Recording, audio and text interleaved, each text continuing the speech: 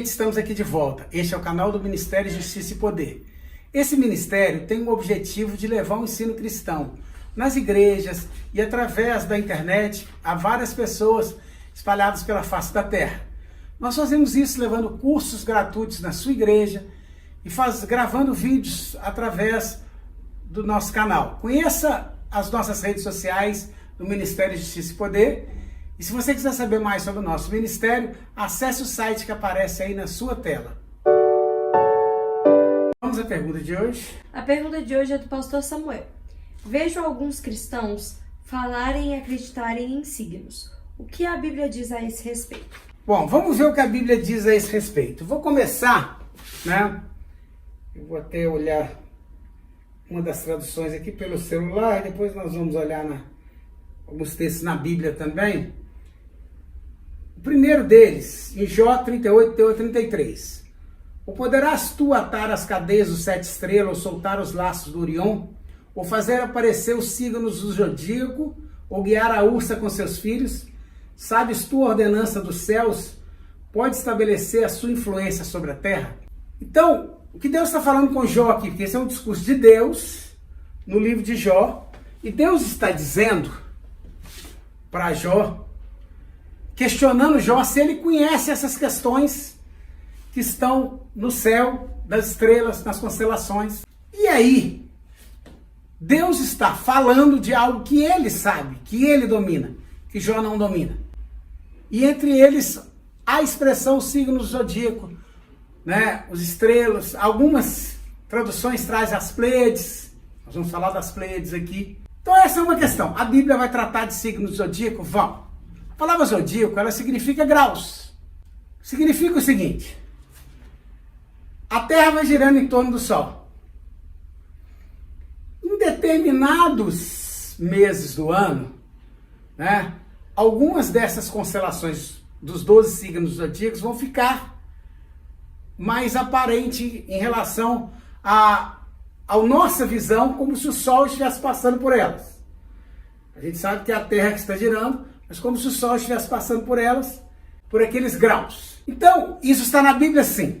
O que a Bíblia vai dizer a esse respeito? Nós já vamos falar um pouco sobre isso daqui a pouco. Mas antes eu quero propor o seguinte: esqueça horóscopo, astrologia. Isso não tem nada a ver com o que a Bíblia vai ensinar a esse respeito. Esqueça. Inclusive nós já fizemos um vídeo aqui mostrando que a Bíblia condena esse tipo de consulta aos astros. Esqueça isso. Não tem nada a ver com isso. Não faz a menor diferença em relação ao que nós vamos falar aqui, se você nasceu numa época em que o signo de Virgem está passando pelo Sol, que o signo de Touro. Isso não faz a menor diferença. Não tem nada a ver com isso. Não importa quando você nasceu. Importa o que estes signos zodíacos têm a mostrar para nós em relação a uma história. A história que eles contam. E é sobre isso que eu vou falar. Abra sua Bíblia em Gênesis, no capítulo 1. Gênesis, no capítulo 1. Quando Deus está criando. Na verdade, nós já até falamos sobre isso aqui também no outro vídeo. A maior parte de Gênesis capítulo 1, Deus não está criando. Deus está tornando visível. Deus está reorganizando. Tá? A palavra bará, que significa criar, ela vai aparecer no versículo 1 e depois vai aparecer lá na criação dos animais, lá no 6º dia. Antes, nesse meio tempo, onde a gente lê haja luz, é outro verbo. E na realidade é muito mais tornar visível algo que já existia. E entre estas coisas,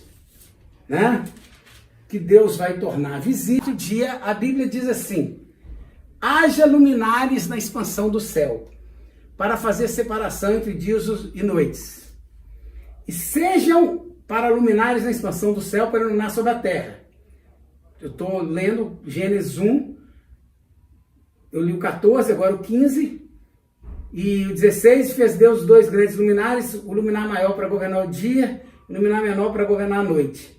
Deus pôs na expansão do céu para iluminar sobre a terra, para governar dia e noite, para fazer separação entre luz e trevas. E viu Deus que era bom. Então esses luminares, todos eles, foram criados por Deus. Não aqui, tá, gente? Nesse momento do quarto dia, Deus estava tornando eles visíveis. Eles já tinham sido criados lá na criação original. No princípio criou Deus os céus e a terra. Então eles já vinham, eles existiam há muito tempo. Mas aqui eles vão se tornar visíveis. E eles têm uma função específica de ser como sinal. Eles não tinham essa função específica lá, eles têm as suas funções como astros no céu, que não tem nada a ver conosco. Mas em relação a nós, esses astros do céu, eles vão apresentar um sinal. Olhando um outro texto da Bíblia, agora nós vamos para o Salmo 147. No Salmo 147, no versículo 4, Deus conta o número das estrelas, chama-as todas pelo nome. Então Deus chama as estrelas e as constelações pelo nome. Qual o nome? Pelo nome que Deus deu a elas.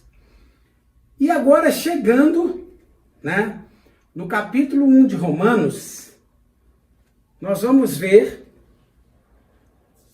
né, Paulo vai explicando e ele vai falar, né, num determinado momento, sobre o Evangelho de Cristo. E ele vai mostrar que os próprios atributos invisíveis de Deus, né, a criação, vão falar, vão contar a história do Evangelho. Isso é que Paulo vai expor no capítulo 1 de Romanos, né? Existe uma história contada no céu. Paulo vai estar dizendo que as pessoas não vão poder dizer que não sabiam. Por quê? Ainda que elas não tenham tido acesso ao Evangelho escrito, há desde o início um Evangelho escrito no céu. Contado no céu. A história do Evangelho é contada no céu.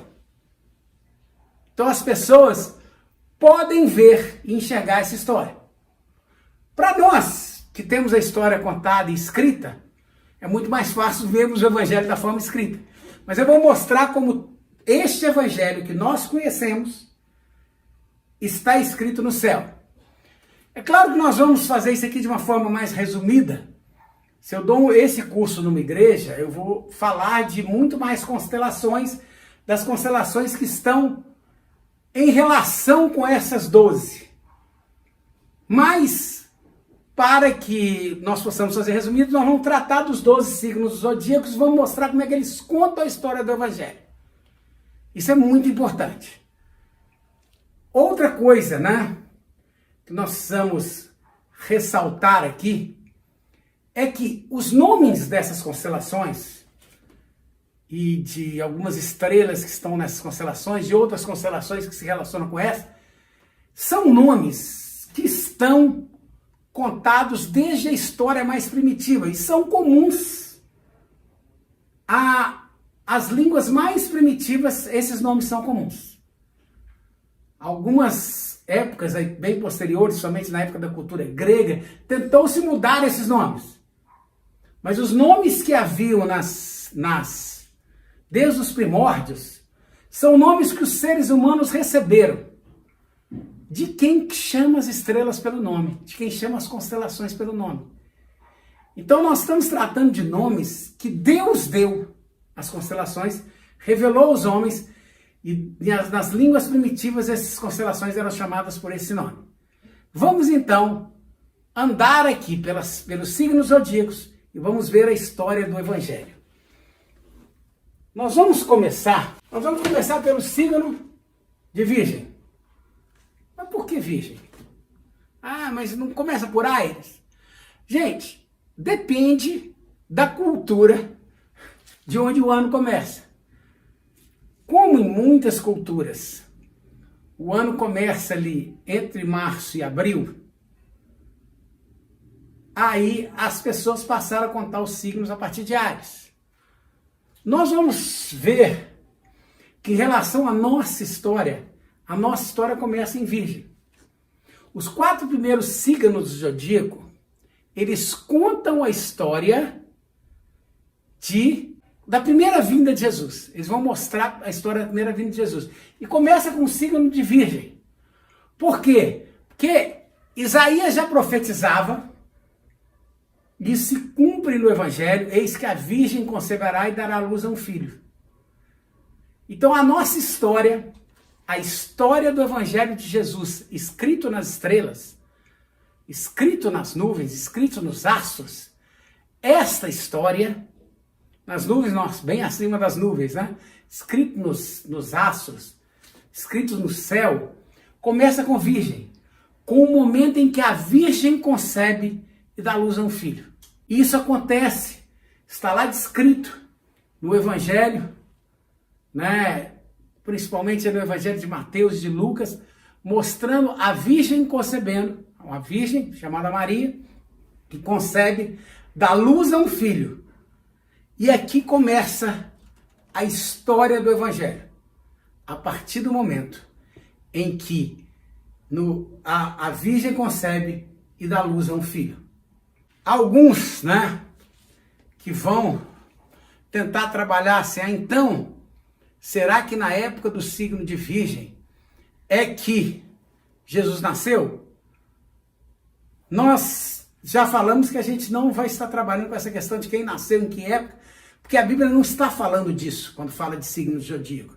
A Bíblia está falando do Evangelho escrito no céu, através das constelações, através do signo zodíaco. Então aqui nós começamos com a Virgem concebe, dá luz a um filho. O segundo signo que nós vamos trabalhar é Libra. Seria o signo que se segue ao signo de Virgem. Libra vai mostrar o peso do pecado. Né? Vamos pegar aqui um texto lá, que está lá em Daniel, né? Pesado fosse na balança e achasse em falta. E aí a Bíblia fala que o salário do pecado é a morte, que todos os pecados destituídos estão da glória de Deus. Há um peso pelo nosso pecado. E o que a balança vai dizer? Se o pecado está pesando para um lado, algo vai precisar ser feito para equilibrar a balança, para retirar o peso do pecado, para anular o peso do pecado. O sangue de Jesus tem que vir pelo outro lado para compensar o peso do pecado. Isso é a história que o signo de Libra nos conta. Continuando, o signo de Escorpião. Esse texto de Lucas 10:19 é um texto que vai dizer o seguinte, que Jesus vai dar autoridade para pisar nas serpentes e escorpiões. O sentido da Bíblia sempre de dragão, serpente, cobra, serpente marinha, leviatã, né? Besta, bemute, grande besta, ou escorpião, é sempre um símbolo do diabo. Pastor, então se eu nasci num signo de escorpião, eu sou do diabo? Já falei para esquecer essa questão de horóscopo, de signo, de quando você nasceu. Não tem nada a ver com isso. O que o Evangelho está dizendo é que para Jesus pesar a balança novamente, anular o peso do nosso pecado, ele precisa vencer o diabo, triunfar sobre o diabo. E ele fez isso na cruz. Isso estava previsto lá em Gênesis, capítulo 3, quando o homem caiu. E que Deus fala com o diabo, colocarei inimizade entre ti e a serpente, entre ti e a mulher, entre a tua semente e a semente da mulher, e essa te ferirá a cabeça. Ainda que o diabo na cruz tenha ferido o calcanhar de Jesus, ali ele foi derrotado. A Bíblia fala que Jesus triunfou sobre os principados e potestades na cruz. Aqui é a ideia do símbolo de escorpião, de Jesus vencendo o diabo, de pisando as serpentes e escorpiões. Uma autoridade que ele dá também à igreja, que dá aos discípulos, que ele dá à igreja, pisar serpentes e escorpiões. E terminando a primeira vinda de Jesus, nós chegamos ao símbolo de Sagitário, né? E Sagitário vai mostrar isso, né? Se nós formos olhar no céu, se você olhar no céu, a constelação de Sagitário, essa seta está voltada para o Escorpião. Está virada para o Escorpião. Ou seja, aqui, Jesus lança a seta contra o Escorpião. Na cruz, Jesus triunfa sobre o Escorpião, que é o diabo. Aqui então a gente encerra, de forma resumida, a primeira vinda de Jesus escrita nos céus. O Evangelho revelado nos céus. E aqui nós vemos isso. Jesus, nascido de uma virgem, pagou com seu sangue pelos nossos pecados, fazendo com que a balança que estava pesada contra nós chegasse no equilíbrio, anular-se o peso do pecado contra nós, triunfando sobre o escorpião lá na cruz, triunfando sobre o diabo lá na cruz. Então aqui estão contados no céu os primeiros 4 livros do Novo Testamento. Estão contados no céu. Os primeiros 4 livros do Novo Testamento. Isso já estava revelado bem antes até de Jesus vir. Por isso que a Bíblia fala que o Cordeiro foi crucificado antes da fundação do mundo, porque dentro da presciência de Deus, tudo isso já aconteceu. Já havia acontecido. E aqui, o nosso Senhor triunfa sobre o diabo na cruz. Agora nós vamos ver o que o Evangelho das Estrelas vai falar sobre a história da igreja na Terra. Sobre o tempo da igreja na Terra. Entre o tempo que Jesus é assunto ao céu e o tempo que Jesus volta. Alguém vai questionar, mas a igreja já existia. A própria Assembleia de Israel era chamada de igreja na Septuaginta. E eu vou concordar, a igreja sempre existiu. Porque não há salvação fora da igreja. A igreja sempre existiu. Mas há um sentido novo para a igreja a partir da primeira vinda de Jesus. Porque ele vai alterar todo o tempo a partir daí. E esse sentido novo de igreja é o que nós vamos ver que os 4 próximos signos zodíacos vão contar a história.